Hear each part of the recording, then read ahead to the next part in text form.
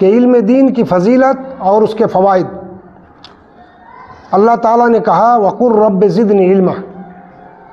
اللہ تعالیٰ نے اللہ کے رسول صلی اللہ علیہ وسلم سے کہا کہ آپ کہیے اے میرے رب مجھے علم میں اضافہ کر۔ یہ علم کی فضیلت کی سب سے بڑی دلیل ہے، اس لیے کہ اللہ تعالیٰ نے اللہ کے رسول صلی اللہ علیہ وسلم کو کسی بھی چیز میں اضافہ کرنے کا حکم نہیں دیا، اور یہ نہیں کہا کہ آپ زیادہ طلب کیجئے علم کو چھوڑ کر کے۔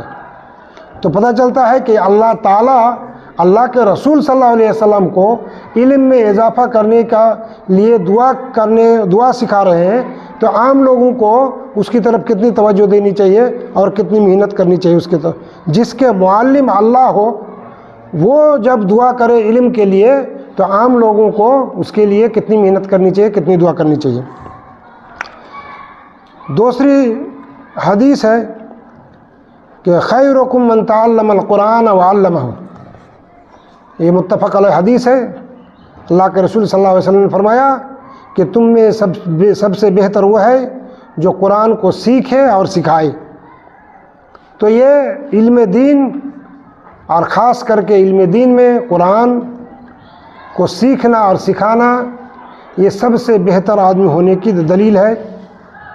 اگر کوئی آدمی قرآن سیکھنے سکھانے اور اس کے کسی بھی طرح کا تعلق نہیں رکھتا ہے تو اس کے اندر پھر بھلائی نہیں ہوتی ہے۔ من یرید اللہ، تیسری حدیث ہے کہ من یرید اللہ بہ خیرا یفقہہ فی الدین۔ اللہ کے رسول صلی اللہ علیہ وسلم نے فرمایا، حضرت معاویہ کی حدیث ہے کہ اللہ تعالیٰ جس سے بھلائی کا ارادہ کرتا ہے اس کو دین کی سمجھ دیتا ہے۔ حافظ بن حجر رحمہ اللہ نے اس حدیث کی شرح میں لکھا ہے کہ جس کے اندر دین کی سمجھ نہیں ہے وہ اس کے اندر بھلائی نہیں ہوتی ہے، وہ بھلائی سے محروم ہے۔ اسی طرح اللہ کے رسول صلی اللہ علیہ وسلم فرمایا کہ نذر اللہ امرا سمع مقالتی فوعاها فاداها کما حفظها، کہ اللہ تعالیٰ اس آدمی کو خوشحال رکھے، اس کو تر و تازہ رکھے جس نے میری بات سنا اور اس کو اسی طرح ادا کیا جس طرح اس نے سنا، انہیں دوسروں کو پہنچایا۔ تو اس سے علم دین سیکھنے اور سکھانے کی فضیلت واضح ہوتی ہے۔ پانچویں حدیث ہے، اللہ کے رسول صلی اللہ علیہ وسلم فرمایا کہ من سلک طریقا یلتمس فیہ علما سہل اللہ بہ طریقا الی الجنہ، کہ جو شخص ایسا راستہ چلتا ہے جس میں علم تلاش کرتا ہے تو اللہ تعالیٰ اس کے ذریعے سے جنت کا راستہ اس کا آسان کر دیتا ہے۔ یعنی علم حاصل کرنا، علم دین حاصل کرنا یہ جنت حاصل کرنے کا طریقہ ہے۔ اور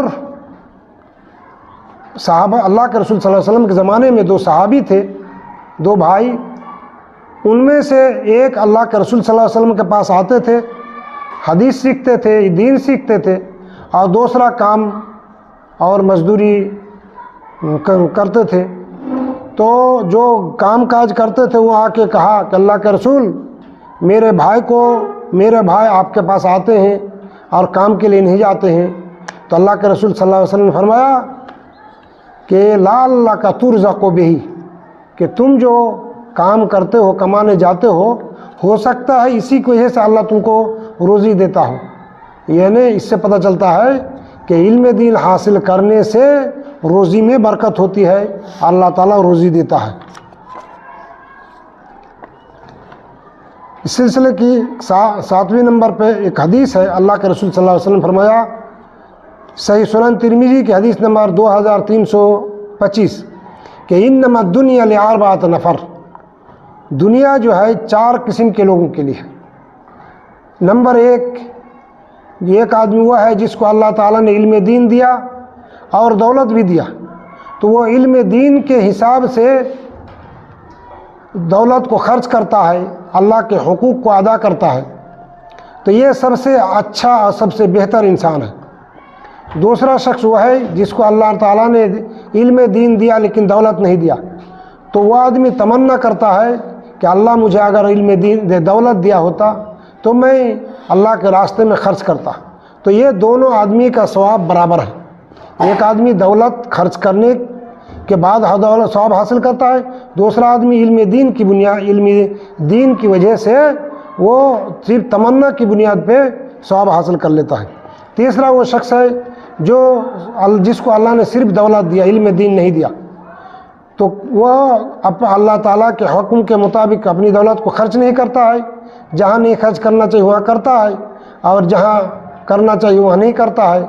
تو اس کے بارے میں اللہ کے رسول صلی اللہ علیہ وسلم نے فرمایا کہ یہ سب سے بدترین آدمی ہے، خبیث آدمی ہے. اور چوتھا وہ ہے جس کو اللہ نے دولت بھی نہیں دیا اور علم دین بھی نہیں دیا، تو وہ تمنا کرتا ہے کہ اگر میرے پاس دولت ہوتی تو میں فلاں برائیاں کرتا. تو دونوں کا گناہ برابر ہے، دونوں کا. تو اس حدیث میں موضع شاہد ہے کہ علم دین کی ذریعے سے آدمی ایک دولت مند آدمی کا ثواب حاصل کر سکتا ہے، لیکن علم نہ ہو تو دولت والا بھی علم کا ثواب حاصل نہیں کر سکتا ہے.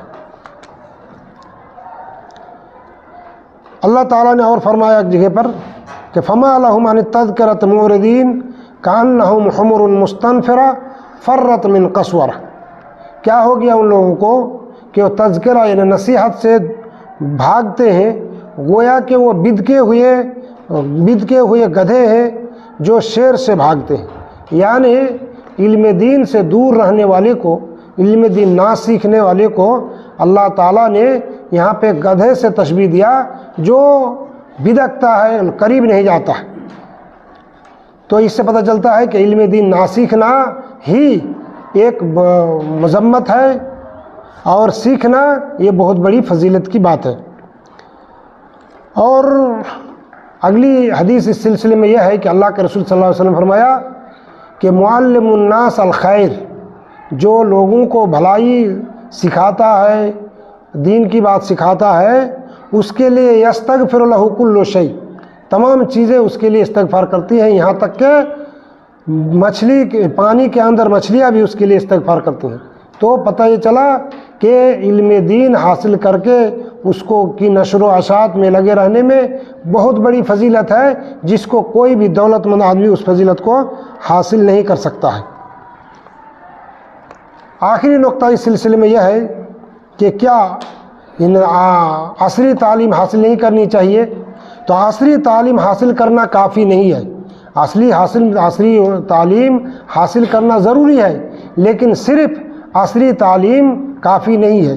اس لیے کہ آپ دیکھیں گے بہت سے ملک ہیں، دنیا میں بہت سے ملک ہیں جہاں پہ 100% لوگ پڑھے ہوئے ہیں، لیکن کوئی بھی ایسی برائی نہیں ہے جو اس قوم میں نہ ہو. کوئی بھی اسی طرح بہت سے گاؤں ہیں، بہت سے ایریے ہیں، بہت سے خاندان، بہت سے قوم ہیں، بہت سے خاندان ہیں جن کے 100% لوگ پڑھے ہوئے ہیں، لیکن ان کے اندر کوئی ایسی برائی نہیں ہے دنیا میں جو برائی نہ کرتے ہوں لوگ. ہاں، شراب اور جوا اور جو بھی حرام کام دوسرا ہو سکتا ہے سب گناہ انجام دیتے ہیں. ظلم کرنا، لوگوں کے حقوق کو ہڑپنا، ماں باپ پر ظلم کرنا، یہ اس لیے ہوتا ہے کہ ان کے اندر دینی تعلیم نہیں ہوتی ہے. تو اس لیے صرف تعلیم کافی نہیں ہے، دینی عصری علوم کے ساتھ ساتھ دینی تعلیم ضروری ہے. اگر کوئی اس سے منہ موڑتا ہے تو دین تعلیم سے منہ موڑنے کی جتنی مذمتیں ہیں سب کے وہ مستحق ہوتا ہے، اور اس کی زندگی بھی اجیرن ہوتی ہے. جیسے کہ اللہ تعالیٰ نے فرمایا کہ وَمَنْ أَعْرَضَ عَنْ ذِكْرِي فَإِنَّ لَهُ مَعِيشَةً ضَنْكَ وَنَحْشُرُهُ يَوْمَ الْقِيَامَةِ أَعْمَى، کہ جو میرے ذکر سے منہ موڑتا ہے تو اس کے لیے تنگ زندگی ہے، خوشحال کی زندگی نہیں ہے. کیوں نہیں ہے؟ وہ کس طرح نہیں ہے؟ وہ اس کی بہت سی وجہ ہو سکتی ہیں. کوئی کیس مقدمہ، کوئی بیماری میں، کوئی آپس میں بیٹے بھائی میں اختلاف، مار پیٹ، کیس مقدمہ، یا پھر کسی کی بیوی سے پریشانی ہے تو کسی کو بچوں سے پریشانی ہے، کسی کو پڑوسی سے پریشانی ہے. وہ علم دین اور دین سے اعراض کرنے کی وجہ سے اللہ تعالیٰ مختلف طرح کی مصائب اور مشکلات سے دوچار کرتا ہے، لیکن وہ سمجھ نہیں پاتا ہے.